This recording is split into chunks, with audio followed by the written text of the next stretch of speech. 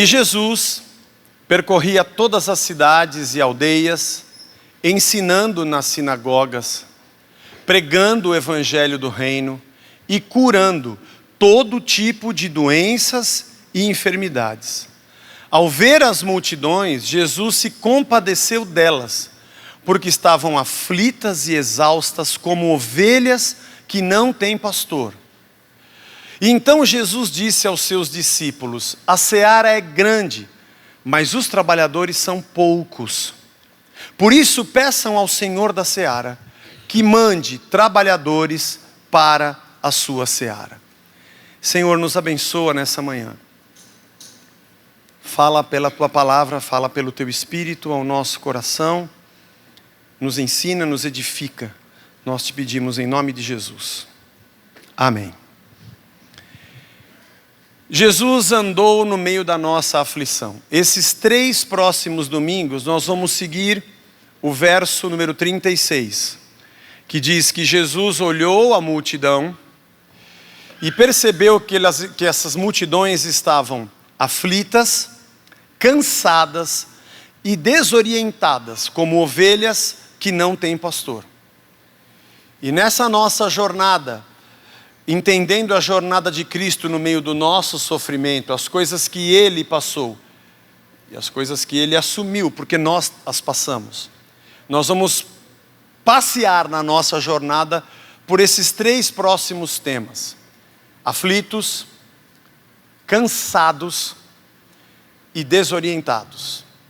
A aflição, o cansaço e a desorientação como parte do nosso sofrimento nessa vida. Bom, começando a falar então hoje sobre a aflição.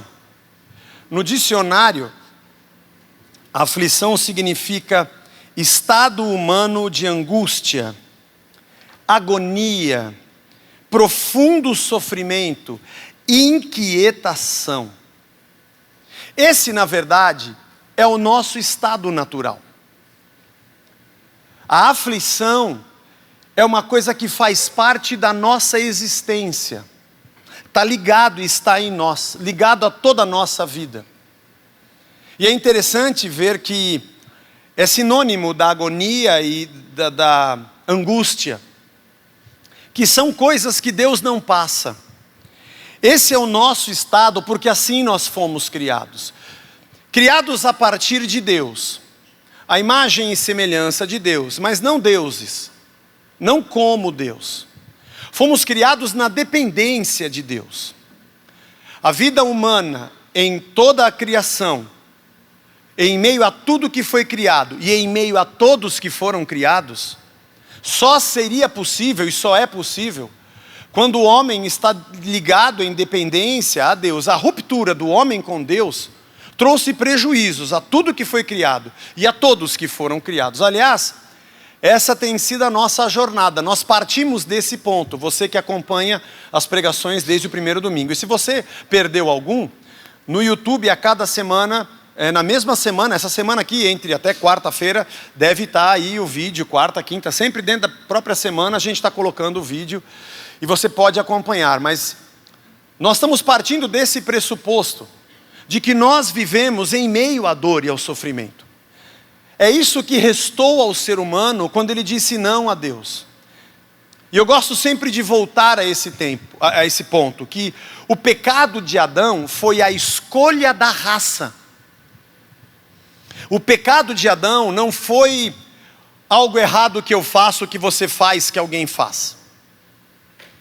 O pecado de Adão foi determinante para que nós fôssemos o que somos, e a partir dele, todos nós somos isso. É como se disséssemos que todos nós somos Adão, e que Adão é todos nós, e que a partir daquele pecado, todos nós entramos num estado de pecado. O estado de pecado é diferente do pecado. Aliás, no Novo Testamento, você vai encontrar a palavra pecado significando um erro, uma falha pontual, um pecado, ou a vida no pecado, como sendo um estado onde a gente vive. Quando você comete o seu primeiro pecado na vida, eu nem sei qual foi, outro dia eu fui visitar uma criança que tinha nascido e na porta já tinha uma camisetinha do Corinthians, que nem aquela daquele irmão que está ali. Então, ou seja, o pecado começou antes dela ter consciência do pecado. É uma brincadeira, viu? Não foi pecado dela. Só depois que ela escolheu, aí foi. Mas na inocência não foi. Mas enfim. Onde que eu estava? O pecado e o estado.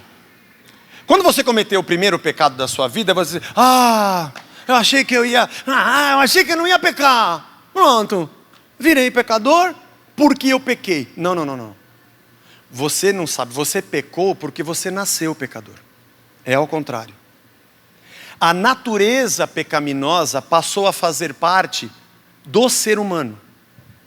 Porque o pecado de Adão foi a dádiva ou a oportunidade de Deus para que a raça escolhesse que tipo de ser vocês querem ser. Aliás, todos nós somos Adão, porque assim acontece conosco. Nós estamos eternamente em conflito com essa árvore. Todo dia a gente está diante do comer ou não comer. Porque comer daquela árvore foi dizer, não, Deus. É que agora eu estou diante de dois caminhos, eu não sei qual é certo e qual é errado, e eu não estou a fim de ficar, Senhor, me ensina, me diga, me conduza, me dirija, seja o meu Deus. Não, é o seguinte, deixa eu mesmo ter o conhecimento do que é bom e do que é mal, e aí eu vou escolher o que eu quero fazer. Quando o homem fez isso, ele já percebeu que estava nu. Já mudou o jeito dele se enxergar, de enxergar o próximo, a mulher, de enxergar a natureza e enxergar Deus. Foi coisa demais para o homem ter que decidir o futuro da humanidade, sendo ele agora o Deus que escolhe.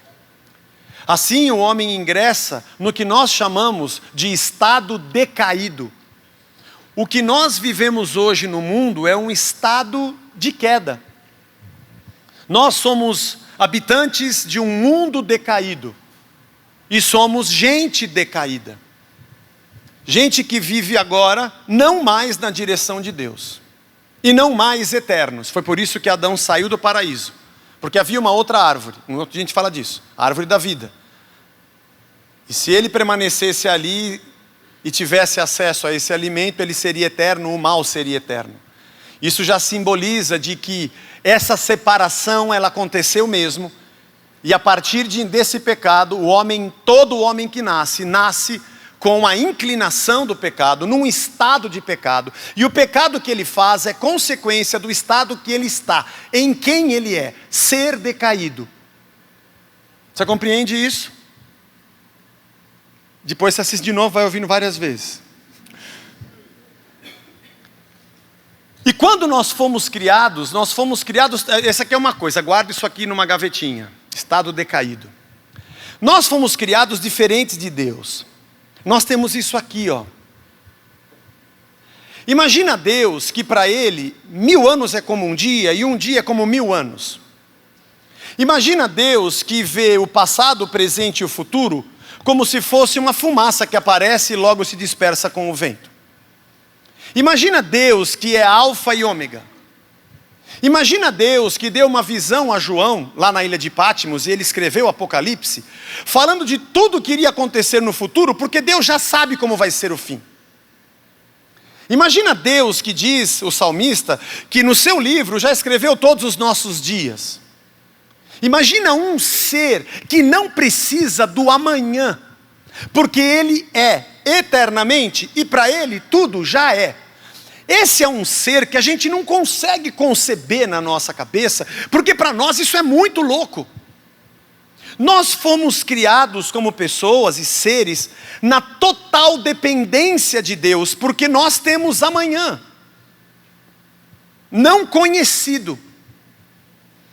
Esse estado de tensão, de aflição e angústia, ele é natural da criação. Antes do pecado original, antes do pecado de Adão. Nós somos assim. A aflição é diferente da tristeza.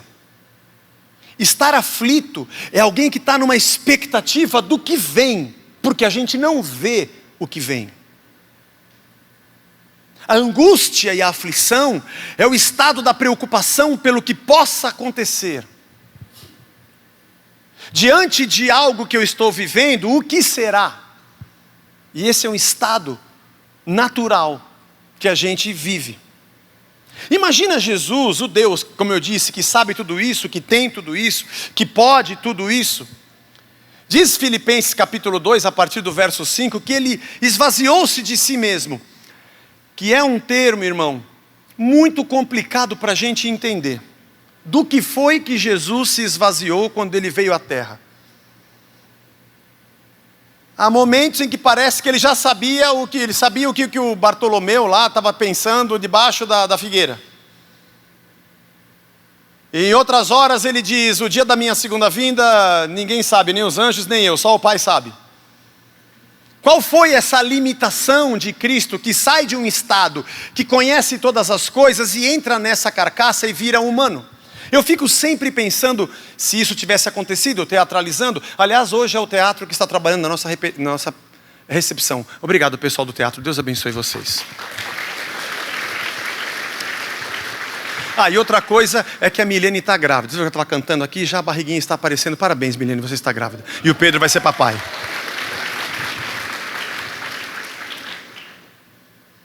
Mais alguma coisa? Não. Teatralizando, o dia que Jesus falou assim: oi pai, está tudo legal. Não, você não imagina. É muito ruim ser humano. Decaído. É terrível. Ele olhou as multidões, elas estavam cansadas. Elas estavam aflitas. Elas estavam em agonia. Nós vivemos esse estado e nem sabemos o porquê. Nós vivemos uma eterna aflição e agonia porque a gente espera. Imagina aquele povo naquela época, sem esperança, Império Romano, sem rei, sem alguém que as defendesse, com um império que cobrava impostos e com uma aristocracia que comandava o templo e o sinédrio, que também as explorava, e era moeda de troca, numa relação prostituída da liderança religiosa com o império. Gente que não tinha expectativa, gente doente, viúvas, que Jesus diz: ai de vós, escribas e fariseus hipócritas, que vocês entram na casa da viúva e devoram a casa dela. Pessoas angustiadas pelo que iria acontecer, como eu e você. Como vai ser amanhã? A doença que meu pai e meu avô tiveram, eu vou ter também.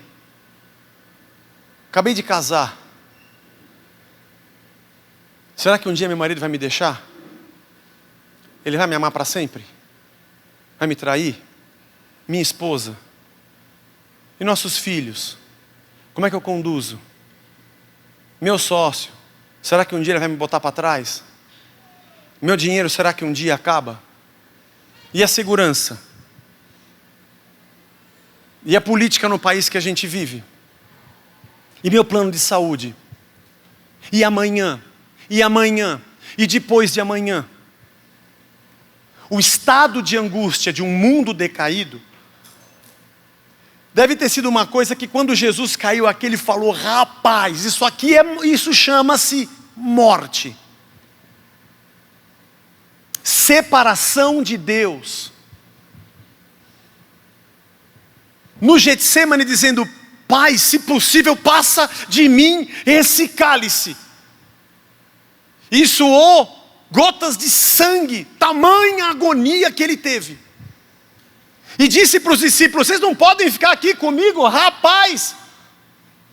Nem para orar, já pegaram no sono. Eu estou profundamente angustiado pelo que está acontecendo. Mesmo sabendo que enfrentaria a cruz, mas essa aproximação do fim, essa é a nossa vida decaída. Por mais bonito que a gente possa ser, por mais legal a nossa fantasia com penacho, dinheiro que a gente possua, por mais fama que a gente, por qualquer coisa que você possa possuir, angustiados, eu e você, um dia, daremos um último suspiro. Eu e você passaremos por coisas que a gente nunca pensou passar na vida. Talvez você, nesses dias agora, esteja enfrentando uma situação que você já viu muita gente enfrentar e você fala: eu nunca pensei que fosse acontecer comigo, que eu estaria aqui, nesse lugar, nessa situação. O que vai ser amanhã? A semana passada nós falamos sobre o descontrole. Não está na nossa mão. Eu não consigo mudar destinos. E a agonia do amanhã.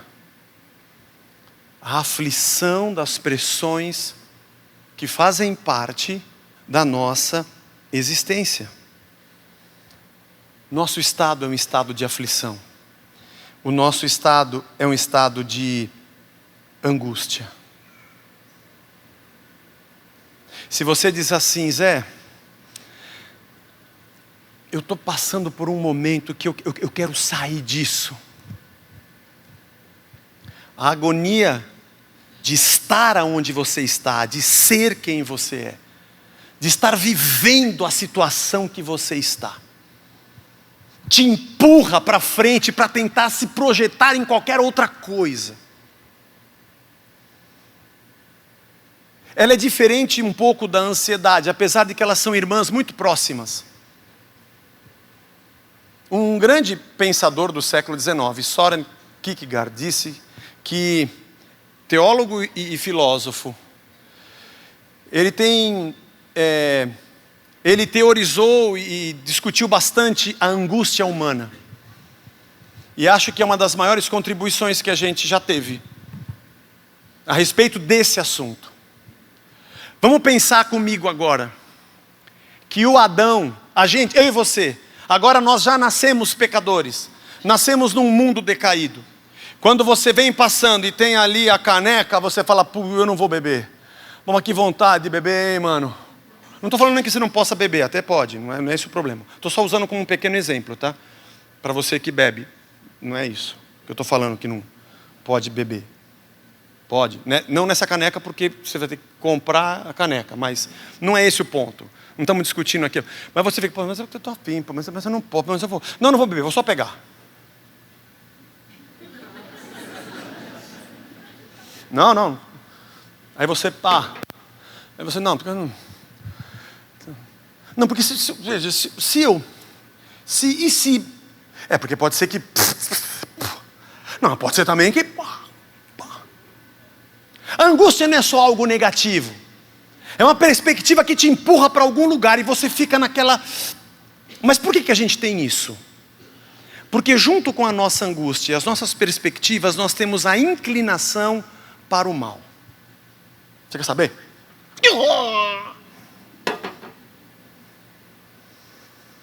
A gente já nasceu com esse negócio chamado tentação. Que quando balança você fala: é isso que eu sou e é isso que eu quero. Porque nós decidimos na escolha da raça que assim seríamos. Mas o Adão, criado antes do pecado, não tinha essa inclinação. Não tinha decidido a raça que seria. Essa é uma outra boa discussão de como Adão foi tentado sem ter uma inclinação como alguém que é nascido decaído. E uma das grandes respostas, eu acho, é que é porque o ser humano já foi criado aflito e angustiado. Isso faz parte de nós. Deus falou para vocês não podem comer nada aqui, hein? A Eva falou para a serpente. Não, ele falou que a gente pode comer tudo. Só essa árvore que ele falou, essa a gente não pode. Que se a gente comer, a gente vai morrer. E a serpente falou o quê? Aquela palavra no hebraico profundo. Imagina. Que é o imagina sem o i. Por isso que é hebraico. Imagina. Olha como é que Deus, olha esse Deus, ele é safado, que é tudo só para ele.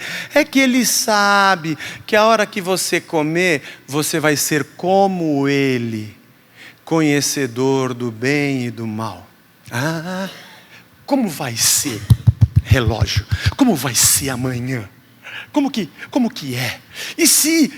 Mas ele pode morrer. E se? Mas e se? Alguma coisa que sempre na nossa frente abre uma perspectiva de tempo. E esse pensador fantástico, ele diz que a agonia de Adão era uma agonia na inocência.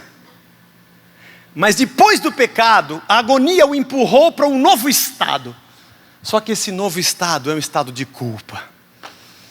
E agora, junto com a minha agonia, eu estou num estado decaído.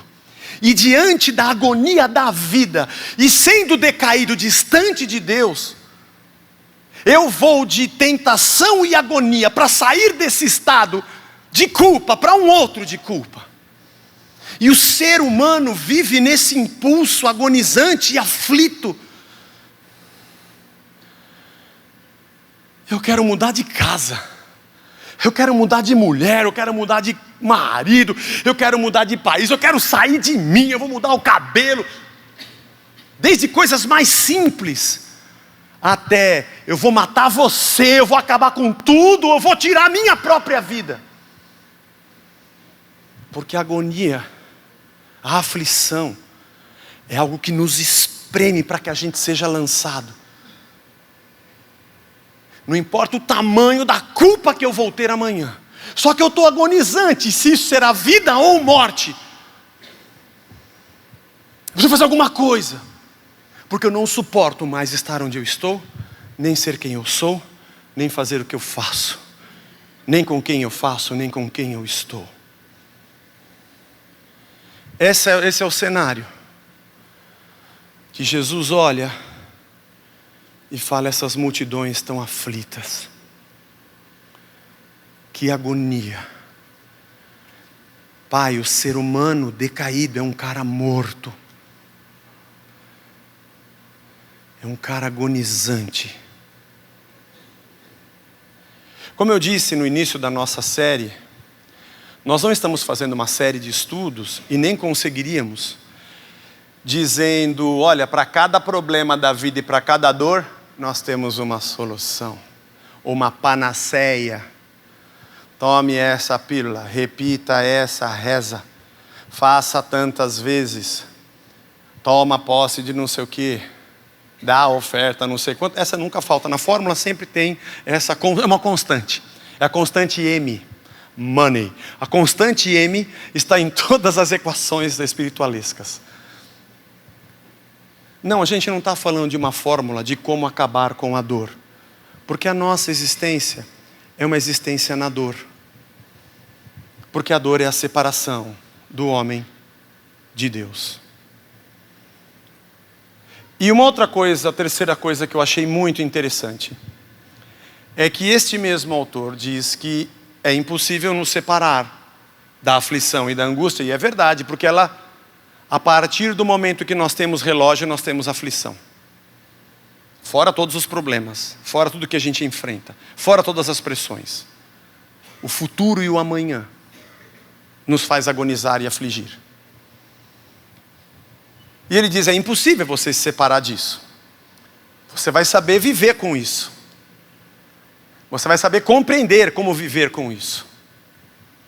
E você vai me perguntar: Zé, da onde vem a esperança? Nós sempre pensamos que o contrário do pecado é santidade. Se eu faço uma coisa errada, o contrário disso é fazer certo. E aí, se ao invés de eu fazer errado, eu fazer certo, eu vou olhar para Deus e Ele vai dizer o que para mim? Parabéns! Que lindo! Vem pra cá! Vem cá! Olha, vai ter que... Vai! Coisa linda! Nós achamos isso. O contrário do pecado, que é o errado, é a santificação, que é o certo. E quando eu faço o que é certo, Deus me aplaude e me recompensa. Mas não é assim. O contrário do pecado não é a santificação. Apesar de que o errado é errado e o certo é certo, e eles são opostos. Mas o contrário do pecado chama-se fé. Porque fundamentalmente o pecado não é uma coisa errada que eu faço. O pecado tem uma escolha anterior. O pecado foi eu dizer, não quero saber de Deus, eu como do fruto e eu faço o que eu quero. Decidir por esse caminho e não aquele é uma consequência de eu ter rompido com Deus. Cair num vício, trair a esposa, matar alguém, é uma atitude que demonstra que eu estou escolhendo caminhos errados porque eu rompi com Deus. Todos eles têm uma mesma vertente e um mesmo vetor. Todos os atos pecaminosos que eu faço vêm de uma mesma origem. Eu colhi do fruto e não quero que Deus me diga o que eu tenho que fazer. Eu sou Deus de mim mesmo e eu faço o que eu quiser. Eu não dependo mais de Deus. Que foi o que a humanidade disse. O contrário de não depender mais de Deus é: eu vou depender de Deus. O contrário é a fé. É o Salmo 46. Deus é nosso refúgio e fortaleza, socorro bem presente nas tribulações. Se você tem uma versão na linguagem dos dias de hoje, vai dizer socorro bem presente na aflição. Se você tem uma Almeida Revista e Corrigida, vai dizer socorro bem presente na angústia. Ele é nosso refúgio e fortaleza, socorro bem presente na tribulação, na aflição, na angústia. Portanto, não temeremos, ainda que a terra se transtorne, porque pode ser que ela se transtorne. Ainda que os montes se abalem, porque pode ser que eu não consiga evitar, e eles vão se abalar. Ainda que as águas tumultuem, espumejem, a sua fúria, os montes estremeçam, pode ser que eu não consiga escapar disso. Ainda que isso aconteça, há um rio cujas correntes alegram a cidade de Deus, o santuário das moradas do Altíssimo. Deus está no meio dela, jamais será abalada. Deus a ajudará desde o romper da manhã. Bramam as nações, reinos se abalam, Deus faz ouvir a sua voz e a terra se dissolve. O Senhor dos exércitos está conosco, o Deus de Jacó é o nosso refúgio. Venham contemplar as obras do Senhor, que tem feito desolações na terra. Ele faz cessar as guerras até os confins do mundo. Quebra o arco, despedaça a lança, queima os carros no fogo. Aquietem-se e saibam que eu sou Deus. Aquietem-se e saibam que eu sou Deus. Vou falar de novo. Aquietem-se e saibam que eu sou Deus. Sou exaltado entre as nações, sou exaltado na terra. O Senhor dos exércitos está conosco. O Deus de Jacó é o nosso refúgio.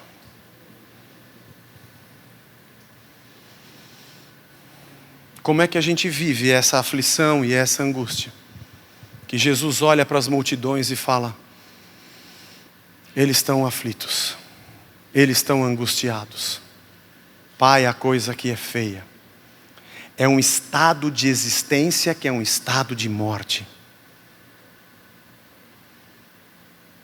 O homem que pecou e disse, sou dependente, independente de Deus, agora olha para Cristo na cruz, que paga o nosso preço, e vê o tamanho do amor e o tamanho da graça de Deus. Aliás, conhecemos de cor o verso: aquele que não poupou o seu próprio filho, como não nos dará juntamente com ele todas as outras coisas? Se Deus nos entregou o seu filho, que era o mais valioso, as outras coisas nós também teremos. Quando eu olho para a cruz, eu digo, tem jeito. E ao invés de escolher o pecado, que significa não Deus e sim para mim, eu escolho a fé, sim Deus e não para mim.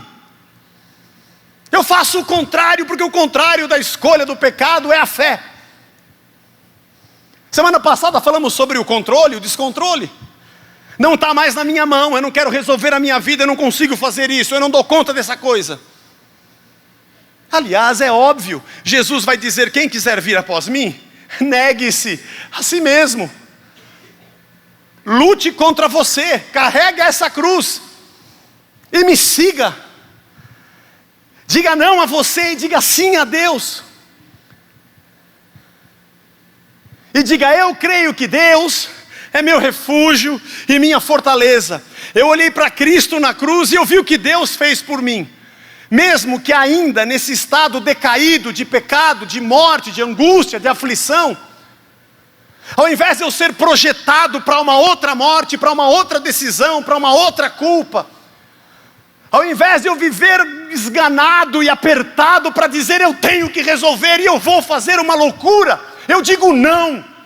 Eu não vou comer esse fruto de novo. Eu não vou tomar essa decisão outra vez, não. Deus é meu refúgio e fortaleza. Ainda que os montes se abalem, porque pode ser que eu não consiga segurá-los. Ainda que o dinheiro acabe. Ainda que não tenha cura. Ainda que eu fique sozinho e ela não queira mais ficar comigo. Ainda que a empresa vá à falência e pode ser que eu não consiga impedir. Ainda que eu perca quem eu mais amava. Ainda que eu esteja no meio de uma escuridão que eu nunca pensei que iria passar. Há um rio que alegra a cidade de Deus. A morada do Altíssimo. Deus está no meio dela. Ela não vai ser abalada. Eu vou dizer não para mim mesmo. Para as minhas ideias, para o meu orgulho, para o meu domínio, para o meu suposto ou pseudo controle que eu não tenho. E eu vou dizer: Senhor, Tu és o meu refúgio e fortaleza. Socorro bem presente na hora da tribulação, da aflição e da angústia. Eu não esperava que esse monte viesse a estremecer. Porque eu acho que fé é acreditar que o monte não vai estremecer. Não. Fé é acreditar que Deus é o seu refúgio, mesmo que o monte estremeça. Nós fazemos da fé uma moeda de troca para mudarmos as circunstâncias. Ao invés de pensar na fé como uma atitude de crença que muda a mim por dentro, mesmo que as circunstâncias não mudem. Eu estava dizendo aqui hoje nas 9 da manhã, e também aqui às 11 não é diferente. Apesar de eu não conhecer todo mundo pelo nome, e se eu perguntar de novo o seu nome por umas 48 vezes, é normal. A 49ª já é, mas eu nunca vou lembrar. Mas eu olho aqui e eu vejo várias pessoas que eu conheço. A gente conversa, bate papo, ouve. E hoje, de manhã, quando eu entrei aqui, parece que foi assim uma fila. Só, e aí como é que você está? E aí como é que você está? E aí como é que você está? De vários. Como vários irmãos aqui. Que eu sei. Eu olho ali, não olho mais. Falo: Senhor, abençoa aquele irmão lá. Oh, Jesus, tem misericórdia. Estou aqui pregando. Oh, poxa, a empresa dele, Senhor, tem misericórdia. Nossa, aqueles ali não vai separar. Se Deus quiser não vai, nós estamos juntos. Ai, aquele lá perdeu a mãe. Oh, Jesus, o pai faleceu. Hoje de manhã às 9. Nós oramos por uma família conhecida de um irmão nosso do seminário. Um homem militar, 42 anos, já era major. Deu um tiro na cabeça com um revólver 45 na frente dos filhos e da esposa. Jesus Cristo, Senhor, tem misericórdia. Porque as multidões estão aflitas e angustiadas. Prontas para serem impulsionadas a um novo estado. E nós estamos orando por essa família. Estamos orando por policiais que já são tidos como um grupo que tem uma epidemia de suicídio. Todo mês, dezenas. Família se desintegrando. Gente que não suporta mais o que está vivendo. E pensando no que pode enfrentar. Deus tenha misericórdia de nós. A única coisa que combate é a fé. A certeza que Ele é meu refúgio e fortaleza. O monte está tremendo, mas Deus é meu refúgio e fortaleza. Socorro bem presente na tribulação. É quem me diz: calma, calma. Está baixando a poeira, ó, calma, mais um dia, calma. Mas Senhor, calma. Teve aquela vez que o Senhor me livrou, calma. Então, nessa daqui não. Mas por que? Calma. Eu estou aqui, olha eu aqui, ó. E eu passei por isso. Aquela vez você não ia suportar. E eu te mostrei que quando você não suporta, eu estou com você. E nessa daqui eu estou junto com você. Então o Senhor sabia que eu ia entrar? Eu sei tudo antes de tudo existir. E o Senhor sabia que eu ia passar por isso. Eu não sabia. Então você não sabia, mas eu sabia. E mesmo o Senhor sabendo, o Senhor permitiu. Sim, bom, se o Senhor sabia, permitiu, porque o Senhor sabe, eu sei o que estou fazendo. Então eu tenho fé que o Senhor é meu refúgio. A minha fé me diz que o Senhor é minha fortaleza, mesmo que os montes se abalem. E Ele diz, eu estou aqui com você. Irmãos, eu estudo essas coisas e eu queria que você soubesse uma coisa aqui. O pastor da igreja dizendo para você, eu não sei essas coisas. Eu não sei como é que você me enxerga. Você vem aqui e fala, não, vou lá, porque o Zé falando. Você não sabe as pingas que eu bebo. Os tombos você vê aqui, mas as pingas você não vê. É o ditado. Eu vou estudar. Essa série está mexendo muito com o nosso coração. Porque a gente vai visitar a dor. Todo dia, toda semana. E na sexta-feira, eu fui assim, estava estudando, meio que tomado por uma gratidão. Pedi perdão a Deus. Pelas vezes que eu sou ingrato, reclamando das coisas que acontecem. E deixo de dizer, Deus é meu refúgio e fortaleza, socorro bem presente na minha angústia, na minha aflição. E agradeci por nós aqui, por vocês, pela igreja. Por nós estarmos juntos. Vou falar um negócio que eu penso, se você falar que eu falei, mesmo que esteja gravado, vai estar gravado no YouTube, se alguém falar, você falou, não, eu não falei, alguém editou e colocou isso, mas eu vou falar o que eu vou falar. Por que eu vou falar? Eu tenho que falar. Eu sempre digo aqui, irmãos, tem coisas que você precisa de ouvir para aprender. E aguenta aí, que eu tenho que falar. E outras que eu preciso falar para desabafar, irmão. Aguenta aí que eu preciso falar. Estou brincando. Não, isso aqui não é um desabafo, não. Mas assim, eu sempre penso em Jesus na transfiguração. Ele sobe no monte com Pedro, Tiago e João. Ele está muito próximo da morte. Muito próximo. Isso, não sei, isso fica na minha cabeça. E eu penso sempre nisso. Deve ter acho que tem algum... Depois o Ito me fala se algum teólogo já falou isso, ou se eu estou falando besteira. A gente edita de uma vez e tira tudo mesmo. Que Pedro, Tiago e João, eles viram Jesus se transfigurar. Sabe quando a gente morrer e receber um corpo glorificado e for para o céu? Assim. É matéria, mas é diferente, não é desse mundo. É um negócio, não sei. Não é bem assim que o Elias e o Moisés que tinham morrido já, se reencarnou. Não é isso. É que o João, o Tiago e o Pedro viram eles já glorificados, tiveram uma visão do céu. Aliás, eles quiseram fazer assim, vamos morar aqui que o céu chegou. E Jesus falou assim, Pedro, desculpa, não vou falar. Aí Jesus se transfigura e se glorifica. E diz que o Pedro, o Tiago e o João não chegaram nem perto, mas o que será que eles estão falando? Então eu vou falar para você o que eu acho que eles estavam falando, tá? Não está na Bíblia, não sei. E se alguém falar que eu falei, eu não falei. Mas eu fico sempre pensando no Moisés. Moisés que ninguém viu ele morrendo, ele vai para um monte, diz que Deus o sepultou. E o Elias que foi levado numa carruagem, um redemoinho de fogo. Uau, o cara foi levado. Eu imagino esses dois. Põe a mão no ombro dele e fala, Mestre, Senhor Jesus. Está próxima a crucificação. Mas é isso aqui, é isso aqui que vem, viu? Agonia, eu sei. Suar sangue, eu sei, a gente sabe. Mas tá vendo a gente, Deus é meu refúgio e fortaleza. Sempre tem um socorro. Sempre tem uma força. Sempre tem algo que diz, estamos aqui. É isso daqui.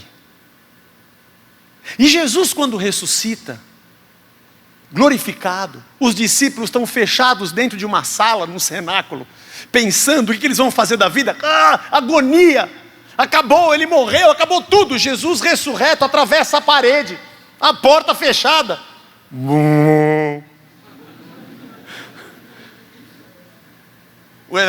Imagina. Esse é o barulho de um corpo glorificado atravessando uma parede de pedras. Aí eles ficam olhando e Jesus fala com eles. Diz que tinha favo de mel. E ele come o favo de mel com eles. É muito louco isso, irmão. Isso é muito louco. Ele vai embora. Tchau. E ele fica, o glorificado agora apareceu para eles para dizer, calma, é isso aqui, ó. Eu sei que tem, mas calma, tem isso aqui, ó. Aí o Tomé chegou depois, né, atrasado. Tudo bem, galera? Você não sabe, ele estava aqui, foi louco. Aí ele não acreditou. Não, mas se eu não tocar na ferida dele, não sei o que, dali a pouco. Ô Tomé, vem cá. É isso aqui, ó. Toca aqui. Bem-aventurados vão ser aqueles que não vão ver o mas eles vão crer. Porque eles vão saber, fé. Eles vão saber que Deus é meu refúgio e fortaleza. Mesmo que eu enfrente os piores dias. Mesmo que eu enfrente a morte. Vai ter dia que eu vou orar e o monte vai parar de abalar. Mas vai ter dia que ele não vai parar. Mas Deus é meu refúgio e fortaleza. Se eu vivo num estado decaído, se a minha agonia me empurra para um lugar pior, se eu sou alguém tomado por esse sentimento que me destrói por dentro, eu tenho Deus como meu refúgio e fortaleza para dizer, calma, eu estou aqui, ó. E sabe o que eu fiquei pensando, irmãos? Outro dia uma pessoa veio fazer um aconselhamento comigo, nossa, como foi bom para mim. Como foi bom ouvir aquela pessoa falando dos problemas dela, mas ao mesmo tempo abrindo o coração, e Deus falou outras coisas. Enquanto ela falava, eu já sou assim, normal. Normalmente você conversa comigo, eu sou tipo Walter Mitty, sabe aquele filme do Walter Mitty? A irmã dele fica falando, ele fica pensando outras coisas, ele vem para o mundo, e a pessoa falando, não está nem aí. Se eu estiver falando com você, a pessoa começar a me contar a sua história e eu ficar catatônico, eu sou assim. Mas naquele dia eu não estava assim. Eu não vou nem fazer aconselhamento com ele. Não, brincadeira. Não é isso, irmão. Tem o Vagnão, tem o Ito.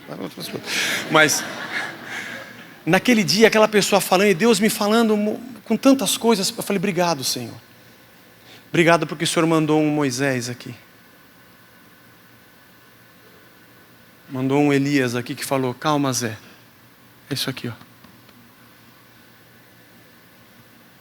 E pode ser que agora, hoje... Por isso que eu digo para você que igreja não é o auditório que a gente se reúne para ouvir uma pregação. Apesar disso acontecer. Não é um lugar que eu frequento. Você precisa aprender, Zé, você precisa aprender a ouvir as pessoas. Você precisa ser um lugar seguro para quem está ao seu lado. E você precisa olhar para as dores que você já passou na sua vida e entender que vai ser um momento que você vai dizer, calma, é isso aqui, ó. Eu passei. Mas sabe o que aconteceu? Peraí, deixa eu te contar o que eu vivi. Brinquei aqui de manhã. Nossa, você escorregou naquele tobogã de Gillette, e caí na piscina de álcool. Você vê o que aconteceu comigo. Mas ó, calma, é isso aqui, ó. Deus é nosso refúgio e fortaleza. A vida de alguém e a história de alguém não é para que eu ouça e tenha preconceito com ela. Não é para que eu ouça e diga sou melhor do que ela. Não é para que eu ouça e diga senta aí que eu vou ensinar você a viver. Não é para que eu ouça e diga ainda bem que não é comigo. É para que eu diga calma, olha para cá, ó. Deus está aqui com a gente. Deus está aqui com a gente. Vai ter dia que o monte vai parar, mas vai ter dia que ele vai abalar. Mas Deus é nosso refúgio e fortaleza. Ele é socorro bem presente no meio da nossa angústia. Amém.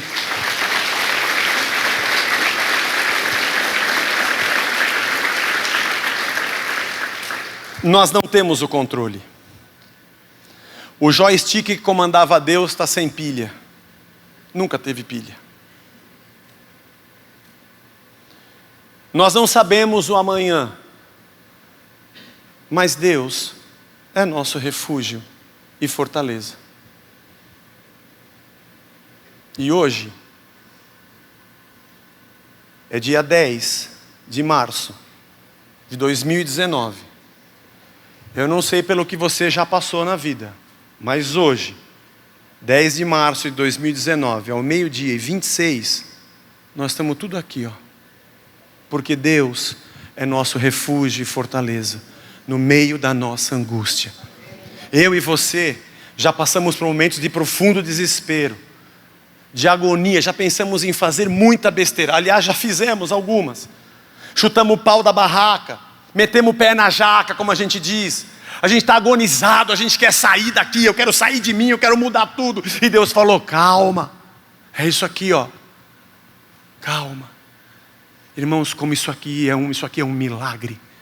Isso daqui é um milagre. Seja um milagre para alguém. Para dizer para alguém, calma. Sabe quando você bate o carro, capota? Já aconteceu comigo. Eu era namorado da Blanche na época. E você fica completamente transtornado. Aí aparece alguém que é um anjo. E fala assim, calma, calma. Eu estou aqui. Daqui a sua mão, vamos sair, calma. Sabe? Deus é nosso refúgio e fortaleza. A fé vence essa tentativa diária de independência e nos leva a descansar seguros, porque estamos nas mãos dele. E a comunidade é uma expressão do cuidado de Deus no dia da nossa angústia, porque nós carregamos as cargas uns dos outros, porque nós choramos com quem chora. E porque quando a gente olha alguém aflito, a gente se compadece, como Cristo se compadeceu das multidões. E disse para os discípulos, peçam ao Pai mais gente no meio desse povo, dizendo, calma, é isso aqui, ó. Eu passei e a gente vai passar, porque Ele é nosso refúgio e fortaleza. Deus nos abençoe nas nossas aflições. Deus te abençoe na tua aflição. Não fica calado, não se isole. Não fica maquinando as coisas nessa sua angústia que você vai acabar sufocado. Abra o seu coração. Venha numa reunião de mulheres, de casais, de homens, dos jovens. Procure um aconselhamento pastoral. Fale com um dos psicólogos da igreja. Procure alguém para te dizer, Deus é nosso refúgio e fortaleza. Calma, ó, estamos aqui. Vai passar. E o Senhor é conosco. Isso aqui é um milagre. Isso não pode se transformar na competição de quem é mais abençoado. Isso aqui não pode se transformar na fogueira das vaidades de quem é mais ungido. Isso aqui tem que ser o lugar da multidão aflita, que diz que Deus é nosso refúgio e a nossa fortaleza.